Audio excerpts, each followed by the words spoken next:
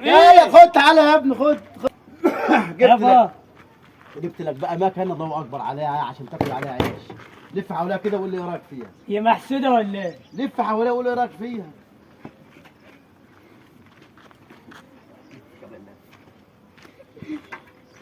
حلوه يا بابا.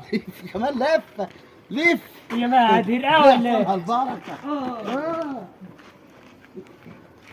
كفايه انا دخت يا ايه بابا. رايك بقى الله اكبر فيها؟ عالجد وعالجدوه.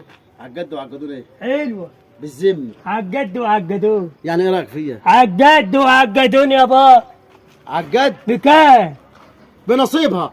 عالجد حلوه عالجدون حلو. وعالجدون حلوه. حلو. يعني عالجد ولا عالجدون؟ عالجد وعالجدون. ايه بقى؟ حلوه انا اول المكنه. مره اسمع الجد. ايه جد وجدون دي؟ ايه يعني معناتها؟ يعني مكنه حلوه. يعني تشتغل بقى وتجيب لي كل يوم بقى هتجيب لك كلهم 1000 جنيه. 2000 جنيه؟ 1000 جنيه 1000 جنيه. انا شغال حرامين. امال اجيب كام؟ انت 3؟ جايبها من انت يا بابا؟ من سوق الجمعه. والله. من عند عمك طب جمعه. انت ما كنتش تجيب لي فطار، جايبها من انت؟ سوق الجمعه من عند عمك جمعه. هاي. وفي واحد بيقول لابوك انت جايبها منين؟ يعني انا سارقها؟ ده شكل واحد حرامي. الله الله الله. هتشتغل بقى ولا رجعها لاصحابها؟ لا انا مش بتاع شغل يا بابا. ها؟ ما علينا. ايه رايك فيها؟ انا اللي اشتغل انا بيها وانت ما تشتغلش. انت ما تشتغلش. انت ما تشتغلش. والله انت ما تشتغلش.